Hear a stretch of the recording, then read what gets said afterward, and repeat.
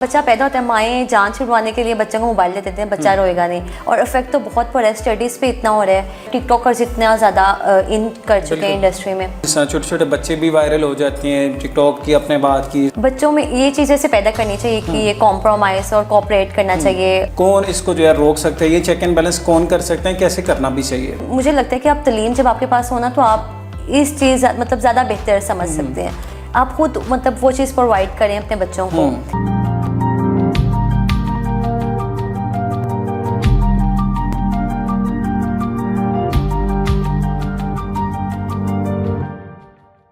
अस्सलामुअलैकुम नाज़रीन, मेरा नाम प्राना साजिद है और आपको खुश आमदीद कहते हैं। जिस तरह कि हम बात करते हैं डिफरेंट इश्यूज़ के हवाले से, डिफरेंट लोग हमारे प्रोग्राम का हिस्सा होते हैं और आपको डिफरेंट मौज़ूआत के हवाले से भी आगाह करते हैं। आज भी एक ऐसी ही जो है पर्सनैलिटी हमारे साथ मौजूद हैं जिनसे हम उनके लाइफ के हवाले से, करियर के हवाले से जानेंगे और साथ ही साथ ये बताएंगे कि सोशल मीडिया पे आजकल की जो हमारी यूथ होती है वो क्या कुछ कर रही होती है। तो क्योंकि सोशल मीडिया के साथ आप सब लोग बहुत अटैच भी होते हैं, तो वही चीज़ें आज हमको बताएं। शानज़े हमारे साथ होते हैं। शानज़े कैसे हैं? अल्हम्दुलिल्लाह। वेलकम, आपको प्रोग्राम में खुश आमदीद कहते हैं। सबसे पहले तो बहुत शुक्रिया आप आए हो, और सेकेंड के क्या पाकिस्तानी जो यूथ है स्पेशली जो सोशल मीडिया के ऊपर फोकस कर रही होती है, किस तरह से देखते हो? और हमारी जो यूथ की वो हैं अटेंशंस हैं, मतलब जो उसकी इंटरेस्ट है वो क्या है आजकल सोशल मीडिया के वाले से?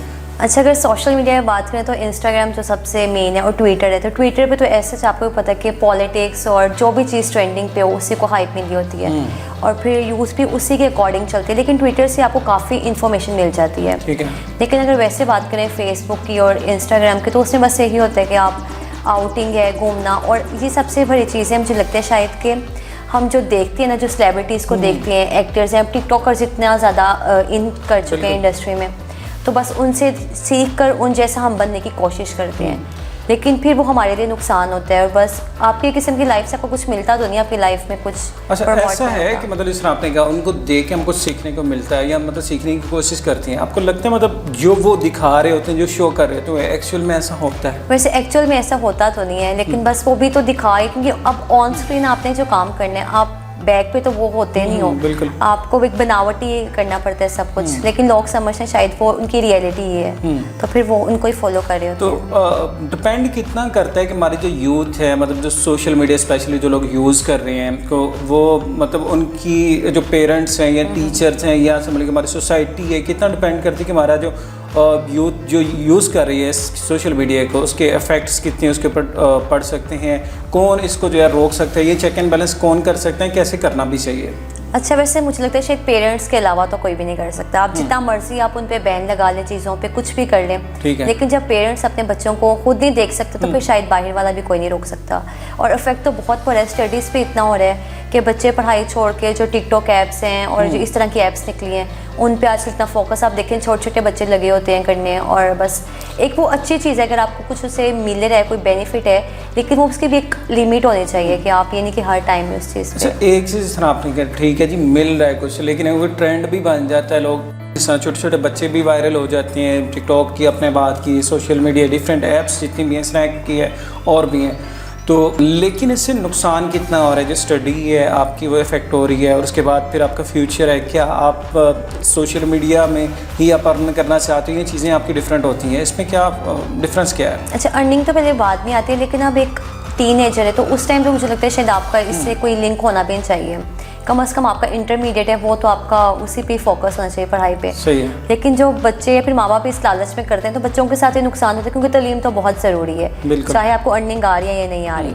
तो इस चीज़ से मैं बिल्कुल भी अग्री नहीं करती कि आप कहें कि आपको अर्निंग आ रही है और आप इतने फेमस हो गए हो, लेकिन पढ़ाई साथ चलनी चाहिए। लेकिन अगर आप वैसे बात करें कि ओवरऑल जो इफेक्ट होता है पढ़ाई पे, तो वो तो बहुत ज़्यादा है। क्योंकि आप देखें कि आजकल जिस तरह से मैंने पहले भी बात की कि बस बच्चे इन चीज़ों में लग गए हैं और अपने आप को बनाने संवारने में, और जो पढ़ाई का टाइम है वो आप उसको नहीं दे पा रहे। अच्छा, एक चीज़ और है, बनाने संवारने में यदि किसी को देख के उसकी तरह का खुद को बनने के लिए कुछ चीज़ें ऐसी हैं कि आप देखते हो कि ऐसा एनवायरनमेंट है या ऐसी ड्रेसिंग है या ऐसा फैशन है, अब सब लोग एक जैसे नहीं होते, कुछ उसको अडॉप्ट करने की कोशिश करती हैं, कुछ लोगों के पास वो चीज़ें नहीं होती और डिमांड करती है अपनी फैमिली से, अपने पेरेंट्स से, वो नहीं दे पाते तो फिर हमें उसके साइड इफ़ेक्ट भी नज़र आते हैं। तो ये कितना समझें कि मुश्किल होता है उन फैमिलीज़ के लिए, स्पेशली जो पेरेंट्स के लिए, और फिर उन लोगों के लिए जो ज़ाहिर है किसी को अफेक्ट कर रहे हैं कि उस सेंस पे लेके आ रहे हैं लेकिन वो उस चीज़ को अडॉप्ट नहीं कर पा रहे, तो डिफरेंस तो बनता है। लेकिन मुझे फैमिलीज़ के लिए तो वैसे होना भी चाहिए, ये जो आप कह रहे हैं डिमांड करते हैं, लेकिन वो पूरी भी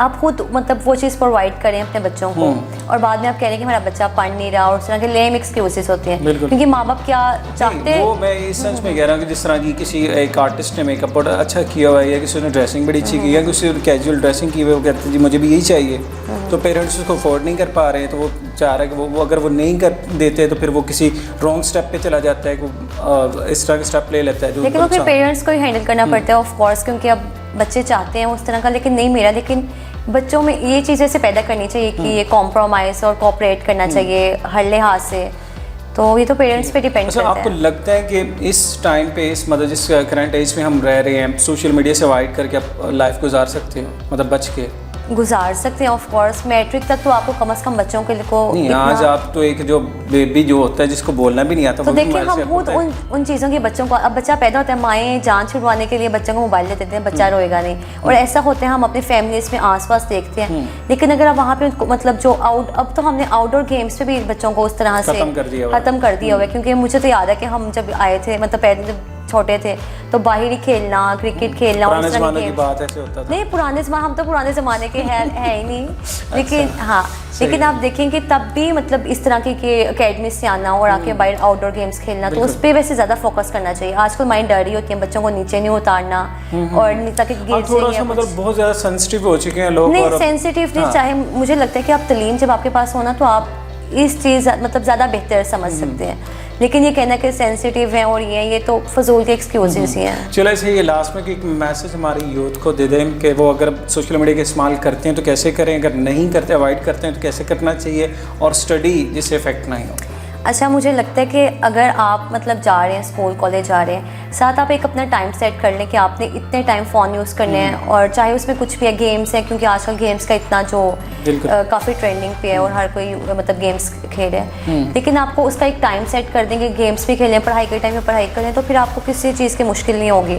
लेकिन पेरेंट्स का इसमें काफ़ी रोल है कि बच्चे को, क्योंकि बच्चा तो हमेशा गलत साइड पर ही जाता है, क्योंकि अब पढ़ाई वाली साइड तो अब किसी से पूछना, वो कहेगा नहीं हमें तो बिल्कुल शौक नहीं है पढ़ने का, लेकिन अपने ड्रीम्स को अचीव करना, क्योंकि आप ही, मुझे लगता है शायद अपनी ज़िंदगी में सबसे इम्पोर्टेंस आपकी होती है, और आप तालीम हासिल करेंगे तो आपको ही इसका फ़ायदा होगा, किसी दूसरे को नहीं होगा। चलिए जी, बहुत शुक्रिया, thank you so much. Shanzay, Bushra, Khalid हमारे साथ मौजूद थी, और जिस तरह की आपने उनकी गुफ्तगू सुनी, डेफिनेटली पेरेंट्स जो होते हैं वो की रोल अदा कर रहे होते हैं। उनका मेन रोल होता है कि वो अपने बच्चों को किस तरह से जो है वो उनको तरबियत करें, उनको किस तरह से जो है वो लेकर चलें, और चेक एंड बैलेंस उन्होंने रखना होता है। और एक बात जो बड़ी इंपॉर्टेंट है कि वक्त की पाबंदी, जो टाइम टेबल होता है ना, वो आपका बड़ा इंपॉर्टेंट होता है। अगर आपने मोबाइल यूज़ भी करना है, आपको पता हो कि यार मेरा ये वाला टाइम है, फ्री टाइम है, या 2 आवर्स डेली में आपने यूज़ करना, 1 आवर यूज़ करना है, तो आप वो करें ताकि आपकी स्टडी इफेक्ट ना हो, ताकि आपकी जो पर्सनल लाइफ है, फैमिली लाइफ है, वो अफेक्ट ना हो। तो ये चीज़ें बड़ी मैटर करती हैं, और नहीं, जब स्टडी आपकी कंप्लीट हो जाती फिर आप ज़्यादा तरक्की कर लेते। शॉर्टकट की बजाय आप लॉन्ग जो स्ट्रगल, हार्ड वर्किंग वाला